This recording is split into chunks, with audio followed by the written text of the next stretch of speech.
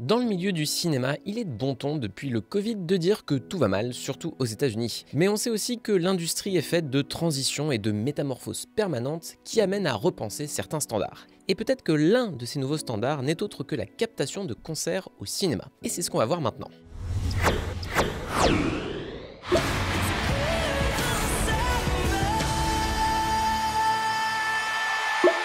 Bonjour à tous, c'est Antoine et aujourd'hui mon petit cœur d'ado romantique et torturé est ravi puisqu'on va parler de Taylor Swift. À moins que vous viviez dans une grotte ou que la vue d'une femme vous terrifie, vous n'êtes peut-être pas sans savoir que Taylor Swift a lancé depuis un an déjà The Eras Tour, une méga tournée à travers le monde dans laquelle elle regroupe tous ces albums qui représentent chacun une ère avec ses costumes, ses décors et ses éléments de mise en scène. Ça dure 3 heures, c'est le spectacle total et même pour les gens comme moi qui apprécient l'artiste sans être un pur Swiftie, il faut avouer que ça vend du rêve. Bon après il aurait fallu que je puisse avoir accès aux préventes de ces concerts en France qui ont été prises d'assaut et que j'accepte d'hypothéquer un rein pour une place. Mais je me suis consolé en allant voir la version filmée de The Eras Tour qui est sortie dans les salles de cinéma en octobre 2023. Et si j'en parle aujourd'hui, c'est parce que le film est devenu un phénomène inespéré, à tel point qu'il sort désormais sur Disney+ ce 15 mars. À l'occasion, Disney a déboursé la coquette somme de 75 millions de dollars pour acquérir le film et son exclusivité en streaming, alors qu'une version VOD est déjà dispo depuis Noël dernier. Bob Iger, le patron de Disney, ne s'en cache pas. Pour lui, c'est un moyen évident de ramener des abonnés sur la plateforme, notamment pour les fans de l'artiste qui voudraient voir ou revoir le concert chez eux avec une bouteille de vin et une session karaoké, ce que je ferai sans doute d'ailleurs. Alors bien sûr, on peut mettre cette excitation soudaine sur le fait que Taylor Swift est à l'heure actuelle l'une des artistes les plus populaires au monde, mais ça va en réalité plus loin. The Eras Tour, le film, c'est une totale anomalie.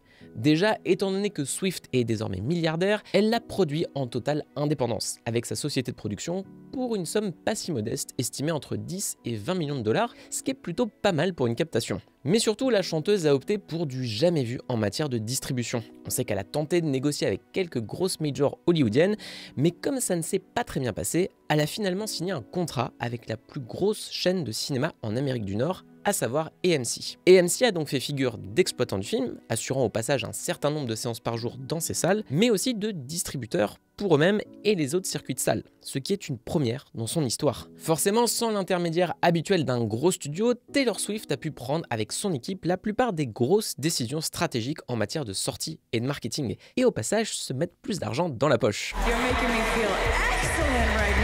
Selon The Hollywood Reporter, sur le prix d'un ticket de cinéma, Taylor Swift et AMC, en tant que distributeurs, se partageaient directement 57%. Et là, vous sentez venir le coup de génie, puisqu'après un démarrage canon à 93 millions de dollars, The Eras Tour a récolté en salle un total de 261 millions de dollars au box-office mondial, dont 180 rien que sur le sol américain. Ça en fait le plus gros carton d'un concert au cinéma, qui dépasse de peu This Is It, le documentaire musical sur Michael Jackson sorti peu de temps après sa mort.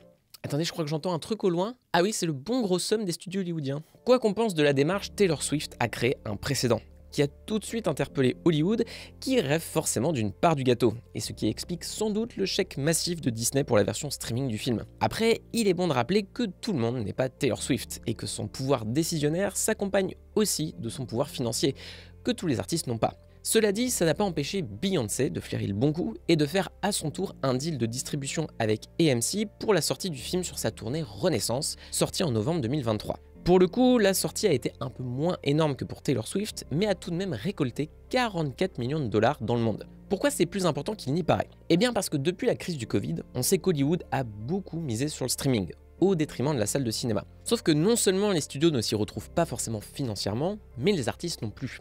Et on voit bien que limiter le grand écran à quelques grands spectacles franchisés ne suffit plus pour faire tourner la boutique. L'argument fallacieux des studios, et même de certains gouvernements comme en France, est de dire qu'il faudrait complètement repenser l'utilité des salles de cinéma. Emmanuel Macron l'avait lui-même formulé en 2022 lors d'un événement autour de l'e-sport, avec l'une de ses phrases toutes faites et qui veulent rien dire, dont il a le secret. On a des salles de cinéma qu'il faut réinventer complètement, parce que le modèle est en train de changer, les usages changent. Sous-entendu, il foutre désormais des retransmissions sportives et e-sportives. Alors déjà, il y en a plein qui se démènent depuis longtemps pour diversifier l'offre des salles, notamment du côté du jeu vidéo, où des associations accompagnent des séances de films en diffusant avant ou ensuite des jeux en rapport avec le film où le public se partage les manettes. Le problème dans ce que disait Macron, et par extension dans ce que pensent beaucoup de structures américaines et libérales, c'est que les approches alternatives qu'il prône n'ont plus rien à voir avec le cinéma.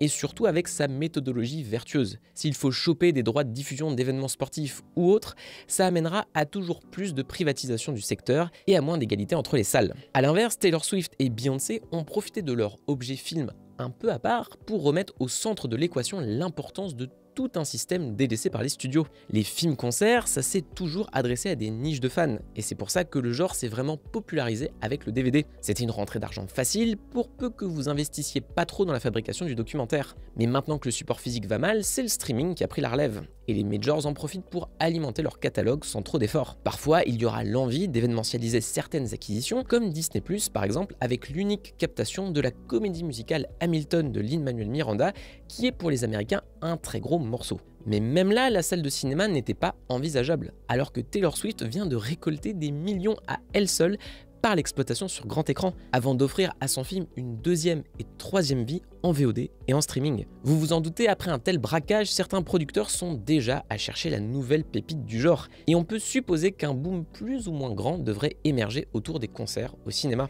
Après, il faut toujours relativiser, et la France est pour ça un bon exemple. Dans le numéro de janvier 2024 de SoFilm, Tristan Alexandre est revenu sur la question en interrogeant entre autres Thierry Fontaine, le directeur de Pathé Live, qui reste la structure principale dans le domaine en France. C'est d'ailleurs Pathé Live qui s'est occupé de la distribution française de The Eras Tour et de Renaissance. Tous les ans, il propose en moyenne une douzaine de films, en direct ou en différé, qui existent d'ailleurs dans les circuits de salles Pathé, mais aussi en dehors. Et là-dessus, Thierry Fontaine voit dans l'intérêt soudain envers les films-concerts une simple bulle médiatique, puisqu'ils n'ont représenté en 2022 que 0,9% des recettes de films en France, ce qui est effectivement pas beaucoup. Après, on attend le bilan 2023 du CNC et je serais pas surpris que ce chiffre ait augmenté depuis. Parce que l'air de rien, l'offre semble créer au moins un peu la demande. Au même titre que Taylor Swift, nombreux sont ceux qui voient dans la diffusion de leurs concerts en salle l'occasion de toucher quelques billets supplémentaires. Donc quand des noms importants du paysage contemporain comme SCH ou Orelsan s'y mettent,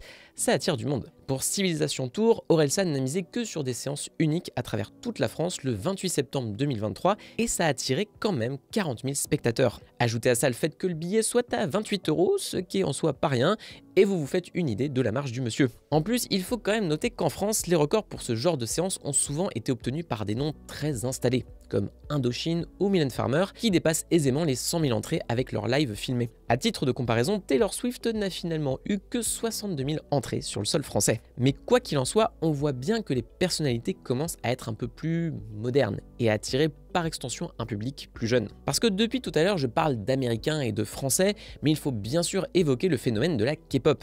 Alors perso, j'admets ne rien y comprendre, mais une chose est sûre, des groupes comme BTS rapportent pas mal de thunes. Sur leur dernière captation sortie en 2023, le groupe a amassé dans le monde 30 millions de dollars de recettes. Après, je parle beaucoup de chiffres depuis tout à l'heure, mais je pense aussi que le succès des films-concerts au cinéma tient à une évolution des pratiques, que ce soit envers le grand écran ou envers les concerts justement. Contrairement à la France, les États-Unis n'ont pas de régulation en ce qui concerne le prix des tickets pour des concerts. Et des sites comme Ticketmaster s'en donnent à cœur joie à partir du moment où la demande est énorme. Pour des artistes comme Taylor Swift, ça n'étonne même plus que les prix explosent. D'où le fait que la captation peut être un lot de consolation. Bon, un lot de consolation à 19,89 € tout de même, en référence, tu comprends, à son année de naissance et à l'album 1989. Même le prix arrive à en faire un argument marketing, ça me rend à la fois profondément cynique mais un peu admiratif aussi. Mais l'argument le plus important, c'est peut-être le fait que ces films rassemblent des communautés, ce qui semble toujours plus important depuis la crise sanitaire. Je rappellerai d'ailleurs qu'à la réouverture des salles en mai 2021, le plus gros succès du moment, c'était le film Demon Slayer,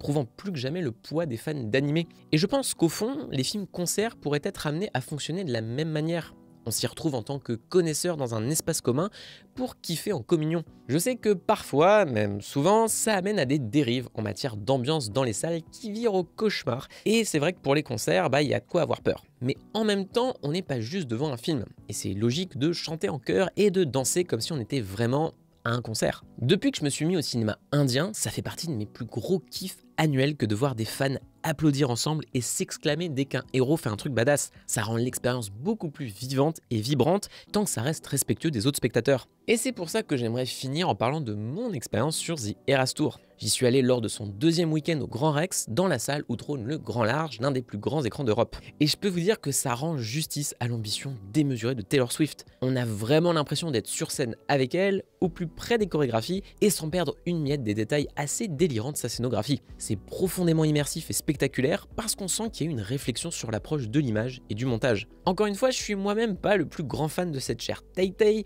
mais j'ai profité de l'opportunité pour accompagner, curieux, deux amis Swifties, et c'était de loin la meilleure séance que j'ai vécue en 2023. On était, je sais pas, 700-800 dans la salle et il y avait un vrai effet de communion. Certains étaient costumés en référence à leur album préféré et les fameux bracelets d'amitié initiés par les fans s'échangeaient avant le début de la séance. Si Taylor Swift traduit tout un parcours de vie au travers des différentes aires du concert, chacun vient aussi avec son bagage émotionnel. Et c'est beau, les gens se levaient en même temps, allaient danser dans les allées sans non plus foutre le bordel, et les 3 heures ont été un karaoké d'enfer. Moi j'étais comme un dingue sur You Belong With Me, le son de la veine cette chanson. Même moi qui déteste filmer dans un cinéma, j'ai sorti mon tel pour capter la frénésie du truc. Alors c'est sûr que ça diffère des règles habituelles d'une séance de cinéma, mais j'y ai pas forcément vu quelque chose de négatif. Au contraire, c'est quelque chose qu'on doit apprendre à accompagner pour le fructifier sans que ça devienne un chaos généralisé. Parce que au fond, quand c'est fun, ça rappelle vraiment la valeur de l'expérience collective sur grand écran, et ça n'a pas de prix.